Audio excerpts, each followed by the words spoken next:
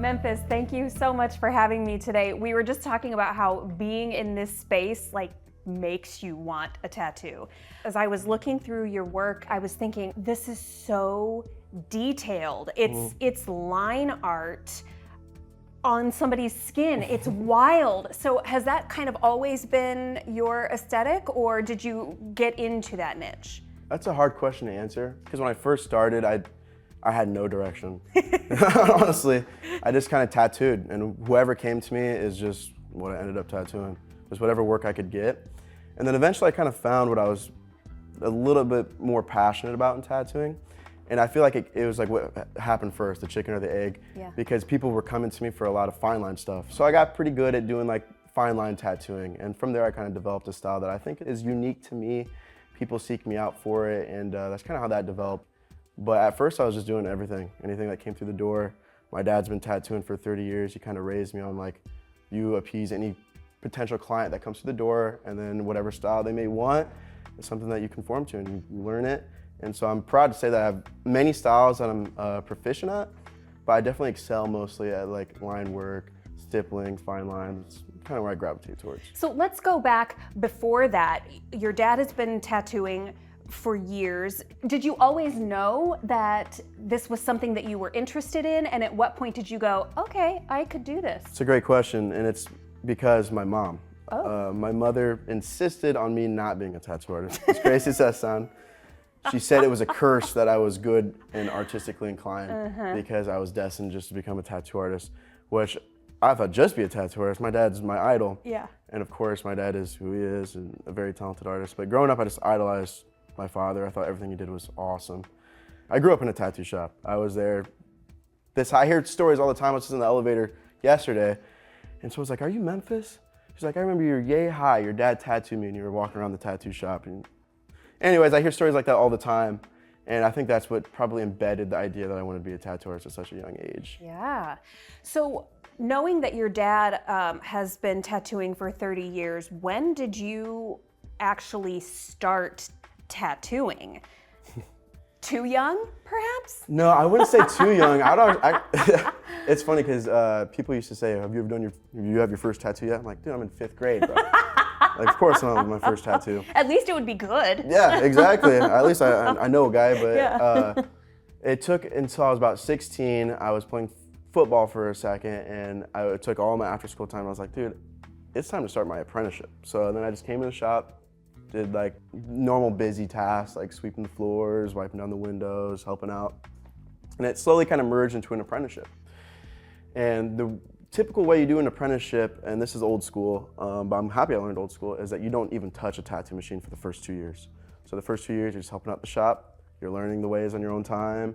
You learn how to clean tubes. You learn how to use the autoclave. You're learning how the stencils work. You're learning the design process. You're also developing your own art style in the meantime.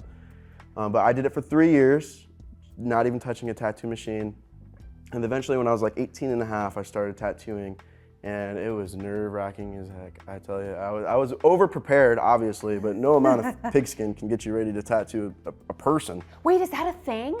You practice on pigskin? Yeah, absolutely. Fake skin, pigskin, silicone, it sucks. I don't recommend it. I think it gives you a false inclination of what it's gonna be like to tattoo. Oh. But it is a good way to just get used to like handling a machine and just going through the entire process and just maybe ignore the fact that it's fake skin. Right, yeah, right. Exactly.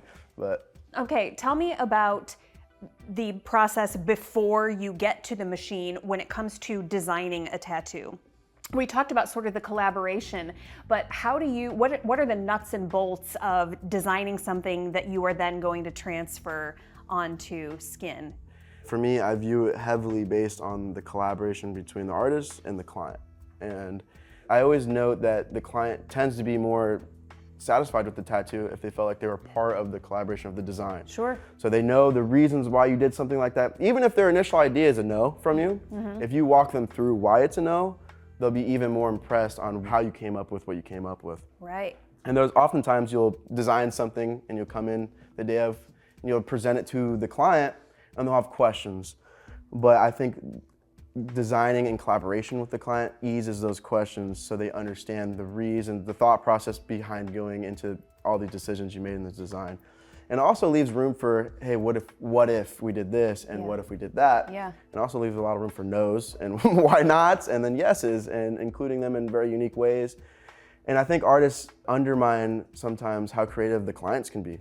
And sometimes not knowing anything about the art form itself can be the biggest form of creativity, because when you start to learn the ropes, it can kind of conform you into having and then you have boundaries. Exactly. Sure. To have someone come in with no boundaries and just have a wild idea, and you're like, no. Well, actually, Maybe. it's kind of good. Yeah. So are you sketching on paper to begin with, and then you transfer that to a stencil, or what? Well, I started like that, but now Okay. it's all iPads. Oh, of course. Yeah. How does it work when it comes from the iPad and then to the stencil to the skin? It's a good question. Usually we start with, I'll just take a picture of someone's arm. And obviously there's no amount of like 3D modeling you can do on an iPad to see how to really lay out, but it gives a really good idea of how you're gonna draw something to fit in certain areas. So from there, I would draw something on the iPad, and then we'd print it off, make sure the scale is right and that it's wrapping around in the right areas, like how you plan on the iPad. So there's a level of engineering between step 1 and step 2 that oftentimes can take a little bit longer than you expected. So people will come in and will have the design already, and they think it's just sit down and get tattooed. But really there's a level of engineering and figuring out how this stuff is gonna fit in around other tattoos or around your anatomy. Sometimes people are built real big and strong, and they got like all this topography you have to work around, and that could add some time to the process. But it's also good because then you get to see, hey, there's this little gap right through here. I think it'd be nice to add this little detail in there. Yeah. And you end up with a little surprises that can end up good. We go to the stencil, so we make a stencil from the printout, and the rest is history. We tattoo it. Okay, you mentioned how, depending on somebody's topography, it can vary, the design can vary. How much thought are you putting into how a tattoo is going to age? That's where all the thought goes. Really? That's where it starts. So you design a tattoo based off the initial inclination of how it's going to age. And that's what we call the formula. There's many ways you can learn the formula. The best way is at the very beginning. You don't want to learn it after you've been tattooing 5 years and have to go relearn the formula. Yeah. But it's nice to build your empire based on the original formula that you know and understand. And the best way to do that is through traditional tattooing. So you see like the old sailor kind of tattoos, Sailor Jerry's. A few names that come to mind when you think of tattoos like that. Almost think of as like a cliche tattoo style now. But that's the bread and butter of tattooing. And oftentimes if you learn that, you'll understand why tattoos are designed the way they are. You'll understand why certain tattoos age good, why the saying bold will hold is even a thing. And based on those properties, you can develop anything from there. But it's really hard to start here and then work your way back. And also it's really unfortunate for the people who get tattooed in between that space. Okay, you just said bold will hold. And immediately what comes to mind is the tattoo of the McDonald's receipt. Yeah. Which I loved. Did you? I did. But that is all detail. So is that going to age well, or is that just one of those? That's hilarious because that's actually, so the McDonald's receipt, it all starts, the whole social media thing with a tattoo I did on my dad's forehead, which if you see him, he does not have that tattoo. And it was the Fortnite face tattoo. And it blew up and became this huge thing, and he was on Daily Mail, we did interviews, the whole 9 yards. And so I really understood that you can capitalize on a certain level with shock value, and the influx of eyes is only beneficial for everyone in the tattoo community, even if the video is inherently bad. So then I really started pushing the boundaries with these videos, where I started doing real tattoos. And I incorporated a dartboard, and I just filled it up with the worst tattoos you can meet. Yeah. So the McDonald's tattoo is the worst tattoo I've ever done, but by design. So there's, I've tried to beat it in Excel, but that McDonald's receipt, if you notice the details, none of the math adds. It's not even a real receipt. I designed that receipt. I misspelled things on purpose. Yeah. I made sure the math didn't add up. I made sure the taxes didn't add up. I made sure the total was outrageous. And also I changed the phone number because I was expecting it to go viral. But just like predicted, I posted it and it got millions of views. And the best part is you look through the comments, and what really boosted the engagement of that video was everyone trying to correct me on the math. Like, what an idiot. restaurant is spelled restaurant or Oh whatever, my and then gosh. the totals, the math ain't mathin'. Those comments were all farmed. Like, so I'm happy to see that. Yeah. In the meantime, I'm getting DMs like, your work is amazing. Yeah. Why would you do a horrible tattoo? So there's like a silver lining to this content. And eventually the people who were triggered by it are the people we're laughing at, honestly. So Yes. there were a certain amount of people who were triggered. They thought it was disrespectful to the art of tattooing. But at the end of the day, the person who got that tattoo was so tickled by that tattoo. He'll forever have a story behind it. He loves it. Yes. And who's to say that's not art itself? I mean, we're really just pushing the boundaries on the conventional ideologies of tattooing from the most traditional tattooers.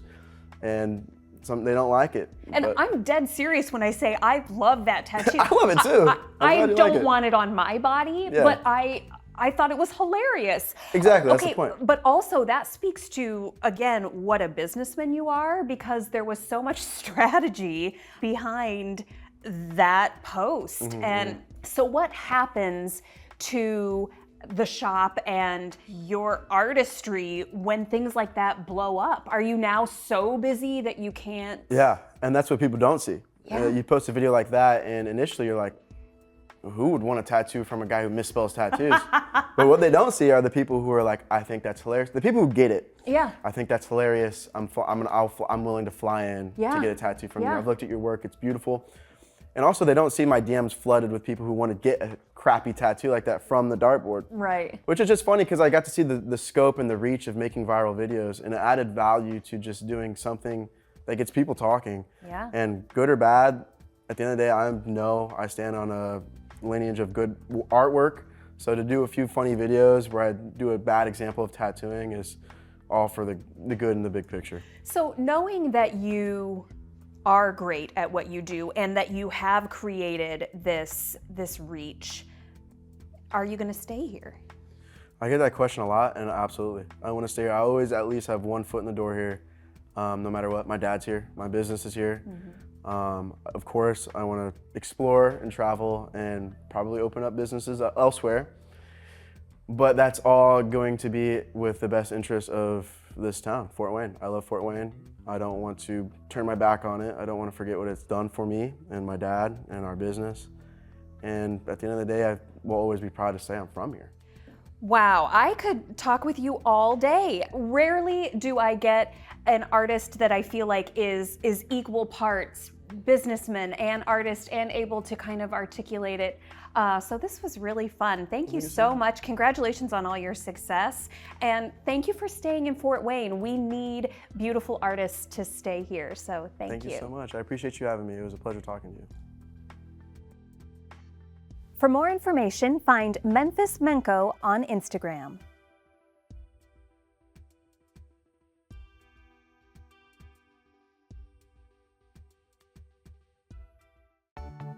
Arts in Focus on PBS Fort Wayne is funded in part by the Community Foundation of Greater Fort Wayne,